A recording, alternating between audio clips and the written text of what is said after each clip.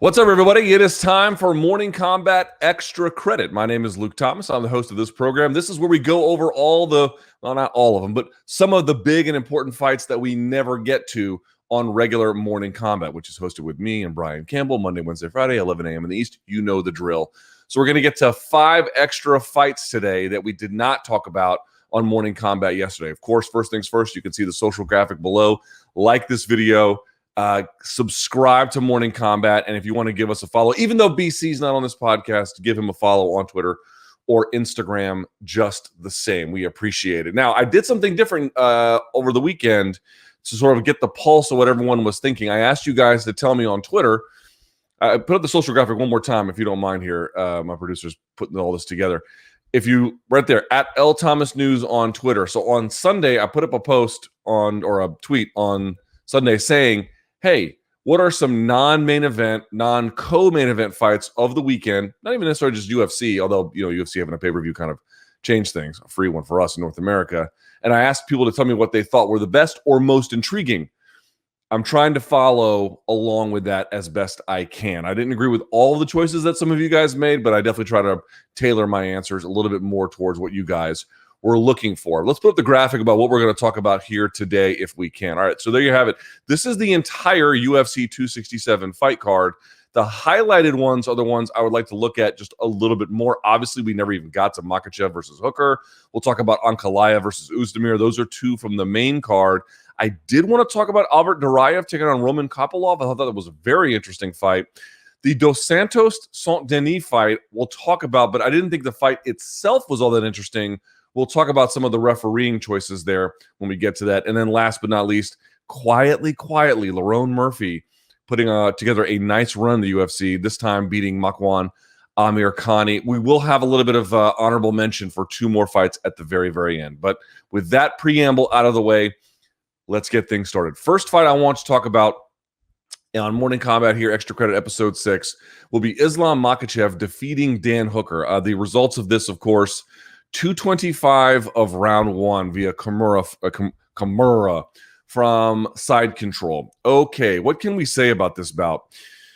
Kind of easy for Makhachev. I have great respect for Dan Hooker. I find him to be quite the talent. I think he will be a force in this division for some time to come.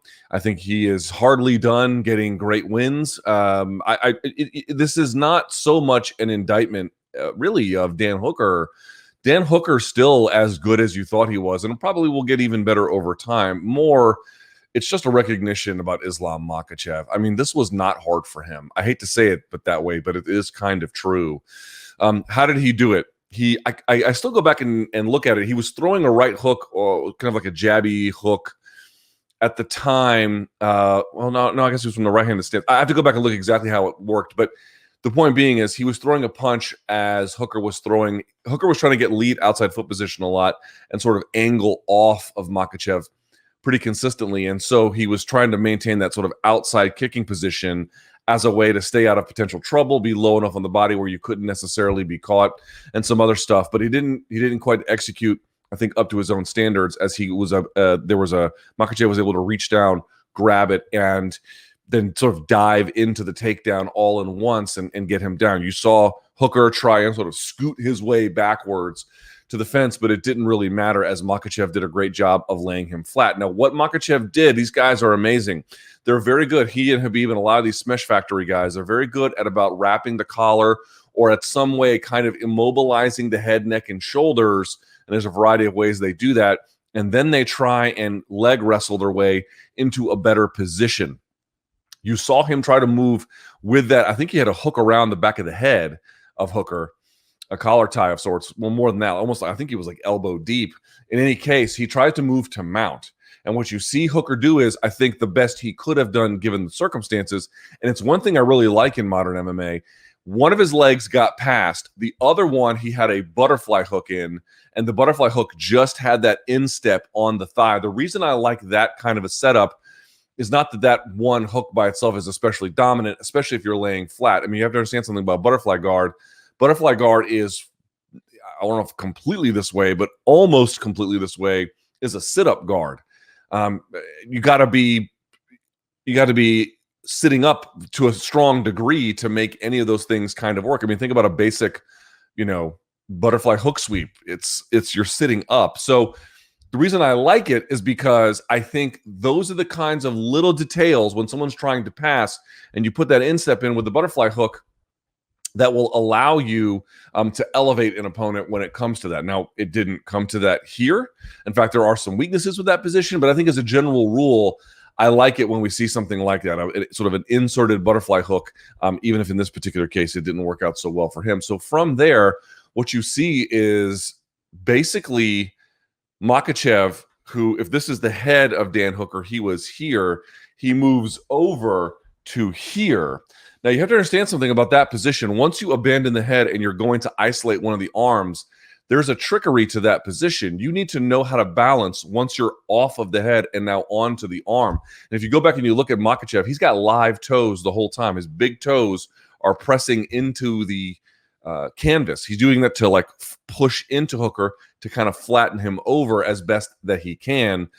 And then you see Hooker with like a deep underhook, because you can see Makhachev trying to fish for it to get it. He eventually does get it, of course, and he's able to isolate from there. And then the bad part about having that single butterfly and then being open on the other side is that Makhachev can just move right into side control. There's nothing, if you go back and look at the footage, there's nothing that is physically stopping him. You could maybe put a hand there, but like once he lifts that leg that could potentially be elevated by the butterfly hook, he just whips it around into side, game over. He's already in side control. So once you're in side control, he has the arm isolated, by the way, before moving to side control.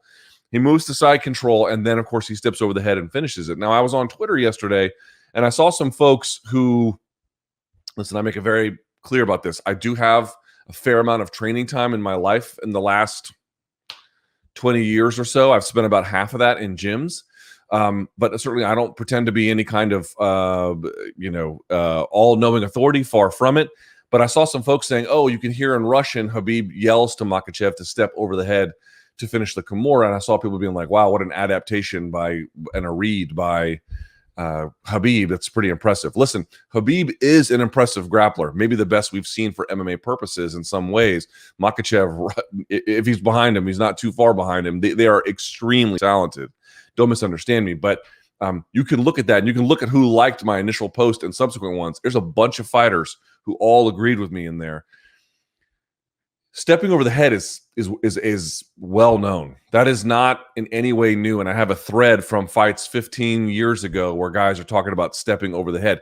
What I mean to say is Khabib was right to highlight it, to shout it out. He stepped over the head and it worked. Don't get me wrong. There's like literally nothing bad about that. That's all textbook. But it's not an impromptu innovation. He didn't just think of it on the fly, or it was something he knows that nobody else knows. This is the common way in which all Kimuras from that position are taught. Stepping over the head prevents them from sitting up and you getting rolled.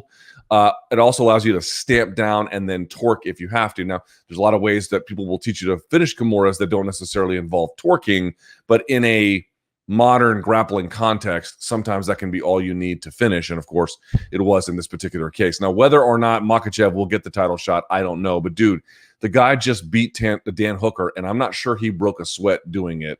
His grappling is phenomenal. In this particular case, it was completely overwhelming. As I mentioned, I hate to say this because I have such high esteem and respect for Dan Hooker, but that was not hard for Islam Makhachev. And I said this on the post-fight show, I do wonder what might be more interesting if, in fact, he does get a title shot, Makhachev versus Poirier, or Makhachev versus Charles Oliveira, who would be somebody you would want to see a ground battle between them. And again, Makhachev, I think, has much better striking than Khabib on the feet, but Oliveira's striking is dramatically improved. So I have, the fan in me, to the extent that I try to keep that alive at all, would kind of like to see Poirier get gold around his waist before it's all said and done.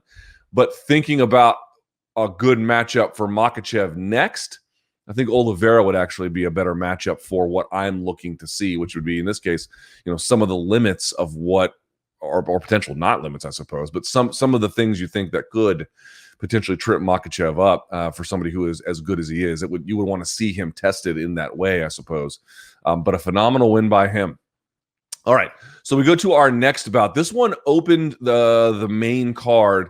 Magomed Ankalaev defeating Volkan Oezdemir. He wins 30-27, 30-27, and 29-28. I thought that Oezdemir did a good job at first, but Ankalaev, dude, he's 29 years old, Greco-Roman background in terms of wrestling, and his striking from a southpaw standpoint is just, it's just so crisp. It's so crisp. He dropped Oezdemir in the first with that sort of jab, but he kind of took an angle with the jab. So then that left was right down the pipe, and he drilled him with it and dropped it. Oezdemir rallied. I thought Oezdemir did a much better job this time. Like what makes Oezdemir a tricky opponent is that sometimes he has these blitzes. He has really fast hands. He's quite accurate. He can throw in volume. And so all of a sudden you get hit with one shot, and then he just runs all over you.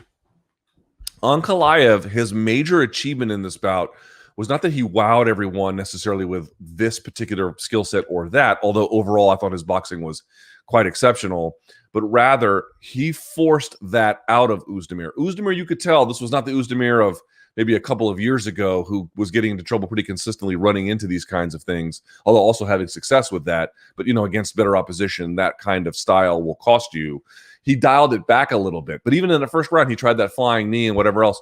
What did Ankalaev do? He clinched with him and pressed him against the fence, beat him up on the clinch breaks. By the way, Ankalaev might have the best strikes on the clinch breaks I've ever seen. He's so good at it. But he just made Oezdemir more than thread the needle, right? What do I mean? Oezdemir was trying to thread the needle between what are some of the things I could keep that make me successful that won't necessarily make me overly susceptible to some attacks, and also what are some things I can do to just be generally responsible, right? I want to bring some of my dynamism with some of more of my conventional safety, not first approaches, but not getting in trouble that can and should be avoided. That's the balance he was trying to strike. And what Ankalaev did was, let's take away all of your spontaneity. Right, let's take away all of your ability to just create magic out of nowhere, your explosivity. And you saw that predominantly with the jab. The boxing combinations were phenomenal. If you look at some of the numbers, Ankalaev going 30% to the body. Now, 45% of the attacks from Oezdemir were targeted to the leg. So half of the strikes he landed were leg attacks. But this is what I mean. It's like, dude, if you're going to have the leg attacks and you're going to go to the body, whatever you're going to do, that's not headhunting. And again, you don't necessarily want to headhunt, obviously, but it has to have a meaningful impact. Those leg kicks landed. I'm sure they hurt. But to your memory, or you can review the tape yourself, do you recall the leg kicks meaningfully slowing or adjusting or forcing Ankalaev to adjust what he was doing to account for it? I don't see that on the tape, right? So they land. I don't want to take that away from him. I think that's actually the smart approach for a guy who's going to barrel down on you with a jab-heavy kind of approach. It's actually the right call, but there has to be more to it than that. Oh, I threw a bunch. Shouldn't that count? He has to be visibly slowed. I didn't see that. He has to be visibly changing course because it's causing him problems. I didn't see that. And so for me, that's sort of what I come back to. Now, overall, they threw a similar amount of significant strikes, 108 to 102, Ankalaev to Oezdemir, but the successful percentage of significant strikes, 61 to 47, dude, 61% of your significant strikes finding the mark is, that's pretty good.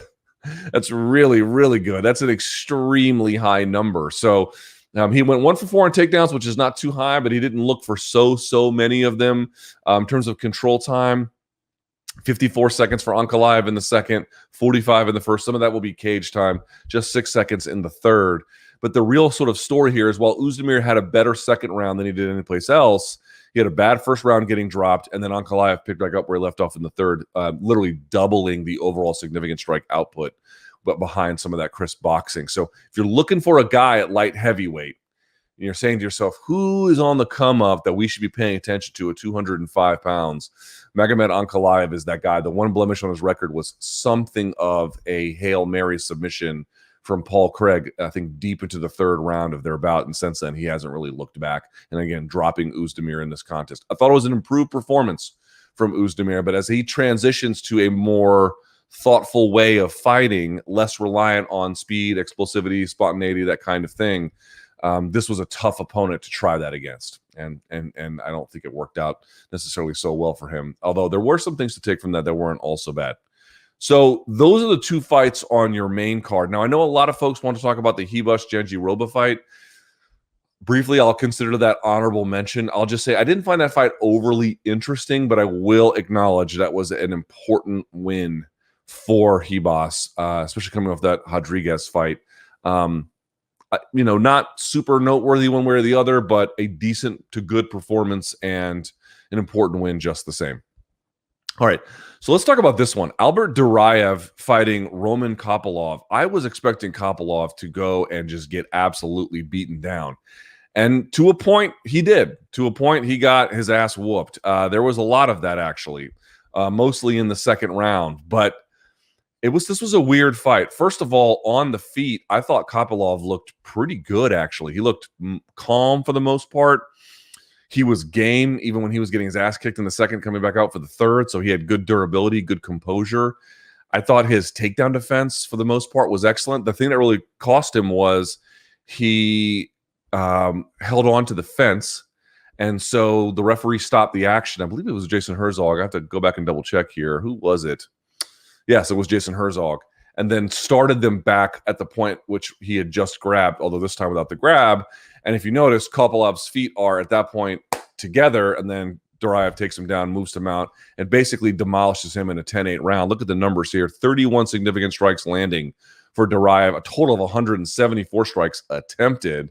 KOPYLOV, 7 in the second round. He has credited Duraev with 4 minutes and 25 seconds. Why did I pick Duraev?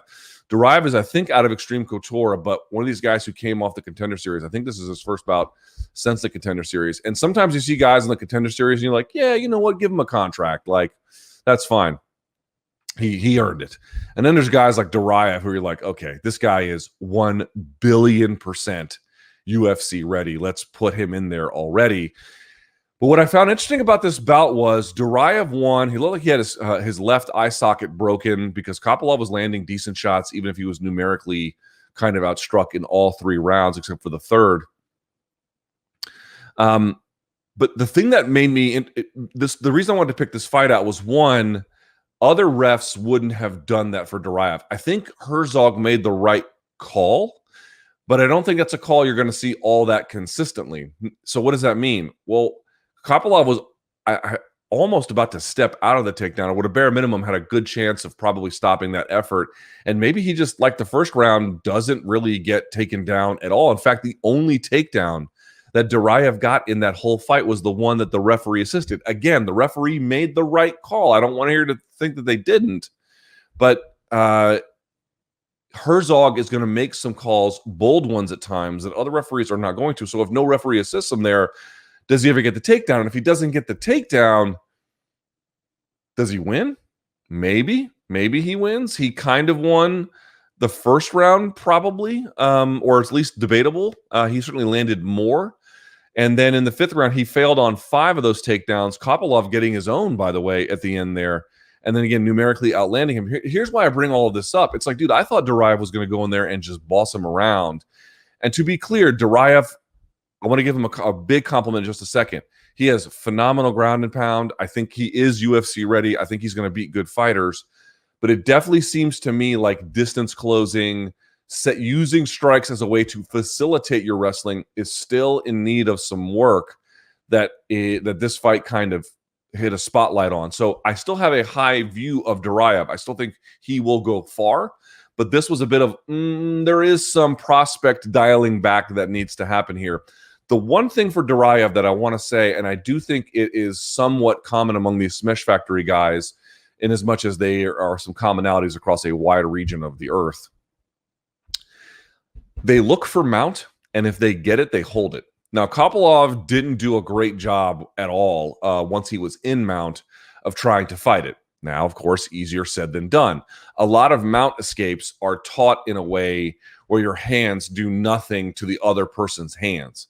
In fact, they are often about getting a forearm across their hip line and then one on their knee. If you do it in jiu-jitsu, that's fine, right? Because you can push on the hip, you can push on the knee, you can, shrimp out and get one of your knees back, and then you can go to full hey, all's well that ends well. But in MMA, you got a big ass guy from the Smash Factory on top of you. You're gonna get knuckled into the ground. So what I mean to say is these are not easy areas to get out of, but there are different kinds of mount. The kind of mount that Duraev had was, go back and watch the tape. Again, don't take my word for anything here.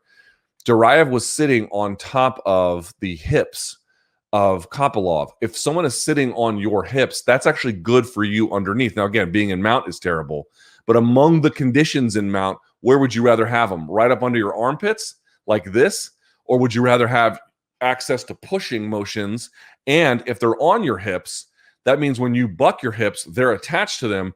It gives you the most amount of push underneath. It gives you the most amount of space you can create and the highest amount of elevation you can possibly have if they're sitting far back on your hips. So KOPYLOV didn't do a great job of getting out of that. However, I just want to say I love how some of these Smash Factory guys, even if they don't get to mount, a lot of them appear to be active passers, number one. And number two, they are constantly at least looking for the mount. You know, you go back to the Makhachev fight. He was looking for the mount. He got stopped, but he's always trying to get her. These guys are in their own kind of way, either threatening or at a bare minimum, reprioritizing the mount in a way that's kind of been lost in modern MMA. I really liked what I saw from Duraev in that sense. Let's get to the mount and let's just fucking own this position. And again, maybe he wanted to be in that one because he didn't think KOPYLOV was much of a threat and he had more position to strike from there. Maybe he's more comfortable there. Could be a lot of reasons. But good things for KOPYLOV, and I thought overall his takedown defense was really great. I thought his striking was very impressive. Obviously, the fence grab really cost him. But for Duraev, tough as hell, phenomenal ground and pound, great pursuit of the fight. But there are definitely some defensive issues on the feet to work on, and also distance closing, strikes setting up, takedowns kind of scenarios that are in need of some work there, to be clear. Moving down the card here, just a little bit past the Duraev and KOPYLOV fight, let's talk about the referee not intervening in the ELIZEU ZALESKI dos Santos BENOIT SAINT-DENIS fight. Now, the referee in this particular case, who was ultimately relieved of his duties, is Vyacheslav Kieselev. Now, if you watch any Russian MMA, this gentleman you have seen before. I don't pretend to be an expert in his overall body of work, but I know folks who are, and I have seen him in other places. He just has a bloodthirsty appetite, to be honest with you. This is not if you think this is his worst stoppage, boy, do I have terrible news for you. They get much worse than this. Also, I would say in general, but in particular this time. What can we say about his refereeing? Well, SAINT-DENIS was just constantly leaving his head for the right hand of Dos Santos. I mean, he just was getting drilled over and over and over and over and over again. I watched this fight. I missed it live, actually. So I went back and I watched it with no commentary because I wanted to hear, like, are they overreacting? Was there something to it? And sure enough, they were not overreacting. I had the exact same reaction almost at the exact same times, because then I watched it a second time with their commentary so I could hear it, and I had at all the punctuated moments the same response. There was a moment there in that, I guess it was the second round, I think. Yeah, where, by the way, he took 94 significant strikes in the second round, 94, where you see him not just covering up, but then, turning off to the side. And once he does that turn, to me, that fight is over. You are now turning away from your opposition and covering up. And the referee just let it go for whatever reason. I guess they thought he was still standing, so that counts. I don't know what the hell that guy was looking at, but yeah, that was really, really bad. And then there was a point where he has a cut, SAINT-DENIS, that they had to get, that probably should have had oh no, he got poked in the eye. Excuse me, he got poked in the eye, tells the referee, I can't see, and the referee doesn't call the doctor in to have a look at it, just fucking sends him back out there to go fight. And dude, credit to SAINT-DENIS. This guy, they said he was French special forces. I believe it. Whiffed on 5 takedowns in the first, got 1 of 4 in the third, excuse me, got 1 of 4 in the first, and then 1 of 5 in the second. But the point I want to make here was this guy went out and fought his fucking heart out on autopilot. I would love to talk to him to see how much he remembers past the second round, because he was visibly rocked a number of times. And as I mentioned, I think it's actually the point at which Cormier begins to scream at him where he covers up and then turns. And then, you know, Dos Santos is just fucking letting him go at that point. One of the more egregious reffing jobs you'll ever see. I make this point a fair bit. Listen, there's all kinds of ways to try and improve safety, to mitigate dangers. Sometimes we are not in our rules establishment consistent across the board. Some rules that we allow for, or some tactics that we allow for, can be quite dangerous. Other ones we don't. And there isn't necessarily a consistent line, but the general argument is it's better to have some of these safety measures than others rather than having a coherent system of safety overall. Some things we're just not comfortable with. A lot of people are not comfortable with knees to the head of a downed opponent, for example, right? But the thing I try to tell folks is you can have concerns about what PEDs might be doing in sports. I don't think it's altogether an unfair criticism, although the data appears to suggest that there is not much in the way of identifying that it makes a whole lot worse. Still, one thing that I want to point out to folks is, as a present danger, not so much for the UFC. If you watch UFC, performances by referees like this is pretty rare. But what I would say is, on the come up, on the regional scene, whether in your state or for a national promotion that's, you know, regionally based but has that kind of level of attention, CFFC, LFA, they might have access to referees somewhere in that chain where you're just starting out, or before the UFC, where you're going to get this. I have, not only have I seen worse than this, I've actually called fights in the amateur division that were worse than this. I had a guy who was on all fours, and another guy was standing over him, punching him in the face. He wasn't moving at all. The referee wouldn't stop it, and it turns out the referee in this particular case was the training partner of the guy getting beat. I mean, a total conflict of interest. But the lack of regulatory oversight, either for certain amateur systems in certain states or whatever the case may be, allowed this to happen. So he was like, oh, I know my boy, he can take this. And the guy wound up taking a fucking epic beating. I think that was the last time I called a fight for that organization. I don't know if they let me go because of that, or maybe it was something else. I don't know. But I was screaming at the guy to stop the fight. Eventually they did. So as a warning to young fighters out there, as a heads up for fans, I'm not here to defend this, but I want to be clear. When we think about dangers in MMA, the not best referees, so the ones you don't see in the UFC, they could be good in certain cases. They could be great in certain cases. They're just not known. But what I'm trying to point out is the level of regulatory oversight and the training that referees get who have not elevated themselves to the UFC level. Boy, if you've got complaints about Herb Dean, I have terrible news for you. It gets a lot worse when you start going down the rabbit hole, and this was a clear example of somebody terribly out of his depth. And SAINT-DENIS took, you know, you could. This is. We'll see what happens to him long term from this, but this is how people get killed. This is how people get killed. Everyone's worried about what guys are taking, EPO and whatnot. This is how people get killed. Okay. And then last but not least, I don't know if this was the most interesting fight for all of you, but it was for me. LERONE Murphy defeating MAKWAN AMIRKHANI in just 14 seconds of the second round. MAKWAN AMIRKHANI getting 5 of 7 takedowns, I think, in just the first round, if I'm not mistaken. 5 of 6, because he attempted the 7th, and that was the one that did him in. He looked good for the most part, right? The takedowns were authoritative. He stepped in, couldn't quite get it off the initial entry, stepped around, got the trip, pushed him against the fence. From there, I thought Murphy did a mostly admirable job of not letting the situation. He didn't let it get too much worse. He never meaningfully improved his situation. I mean, certain positions you could say, because he was flat on his back for a time and he was able to sort of get to at least a knee or a foot in certain cases. He kept it moving. What I mean to say is he couldn't extricate himself from the top control and pressure of a guy like AMIRKHANI. In that sense, he didn't improve it, although there might have been minor positional changes that were better. Again, if you're flat on your back and you have to get to standing, you're not going to get there for the most part in one motion. It's going to be a series of small steps you take to get there. So he might have had some of those. You can go back and judge for yourself. But what did he do in the second round? You can see AMIRKHANI feint a shot, and the right leg of LERONE Murphy, which I think was standing forward at that time, he brings it back, reacting to the feint. AMIRKHANI goes, aha, I like what I see him. He's biting on my feints. Maybe he wanted to come up top or whatever, but then he just shoots again. He doesn't set it up with anything else, and he wasn't super close, although he's probably close enough. But it was Murphy pushing into him, and he just eats a well-timed knee And that was all she wrote. Dude, Lerone Murphy has a quietly impressive resume. I keep saying this. He has the stoppage win over AMIRKHANI. He beat Douglas Silva de Andrade. He was a good fighter. He beat Ricardo Ramos, and he has in his UFC debut, the split draw with Zubaira Tugugov, who's also on this card, who's a very good dynamic fighter. Dude, this guy is talented. He's talented. Now, and keep in mind, there's a lot of like some strikers he's faced, some guys who are grapplers, blah, blah, blah. But you get the idea. He's undefeated. He's 30 years old.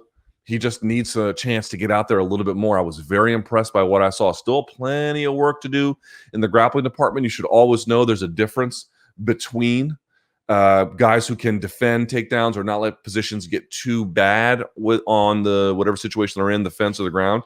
And then there are the guys who can meaningfully extricate themselves. It appears that second gear still needs some work, but he's on his way. And obviously, if you fuck around and shoot from way outside, or they were talking about some of the stance changes, although I didn't quite understand that from DC, because if you go back and you watch, he got taken down when they were opposite stance, not staggered stance, which I didn't quite understand what DC was talking about there. I mean, I know what he meant. Like, if you're here, you go for the single. If you're here, you go in between and go for the double, but that can be a little bit harder depending on the distance they're usually managing. But neither here nor there, not relevant. MAKWAN AMIRKHANI got the takedown in the first and whatnot. Going back to AMIRKHANI, that's 3 in a row for him that he's lost.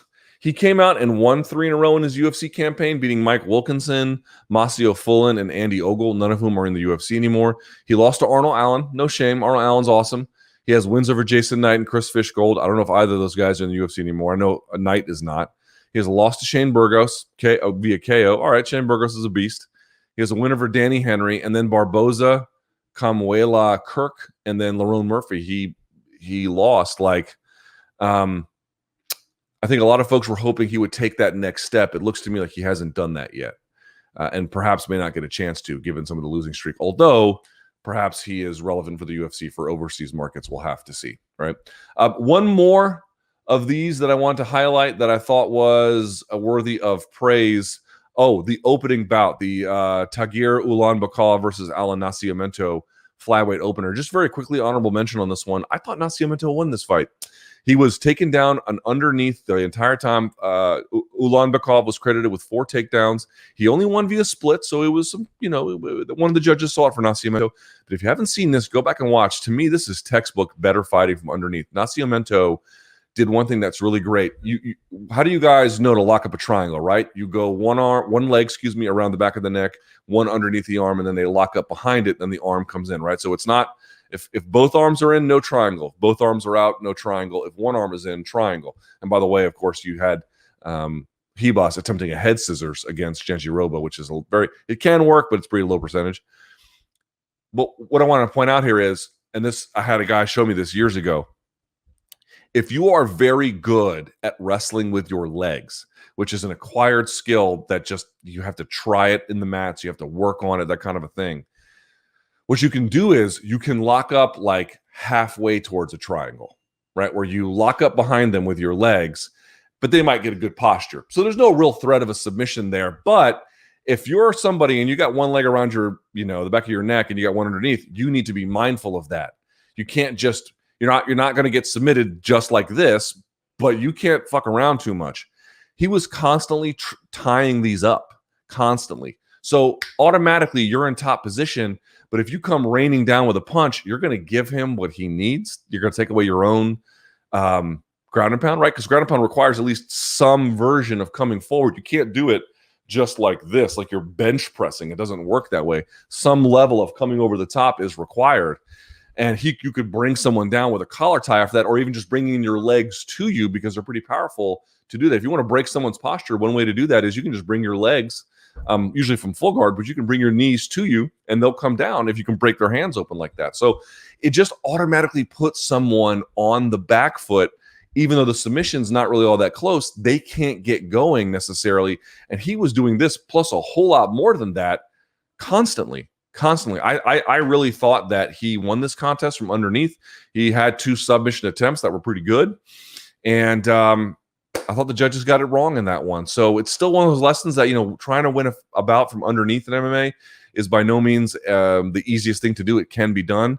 Probably an argument to be made that there's still a little bit of room to go with that, but I was impressed with Nascimento. I think that's a textbook case in how to use wrestling with your legs from guard underneath to, if you can't fully control a position, kind of take the sting out of it and put the other guy on the back foot, even though you're on your back. Okay? That's it. That was it. What a great card, huh? Phenomenal. One of the best free cards if you're a North American, or I should say an American, because the Canadians, I think, had to pay for it. But for us folks here in Los Estados Unidos, wow, what a phenomenal card. What was your favorite fight on the card? What did you enjoy about all of the extra fights? Leave a comment below, like the video, hit subscribe. Tell me what you liked, tell me what you didn't, and what fight mattered the most to you, what technique mattered the most to you. All right? I would love to hear it from you, and I will read the comments on these, okay? So I appreciate it. You guys have a great day. Thank you so much for waiting. And oh, by the way, one last note. We usually put these out on Monday, but because we had the Canelo resume review and the rooftop chat with Chuck Mindenhall, we didn't have time for it, but it's here right now. I appreciate your patience, and until next time, enjoy the fights.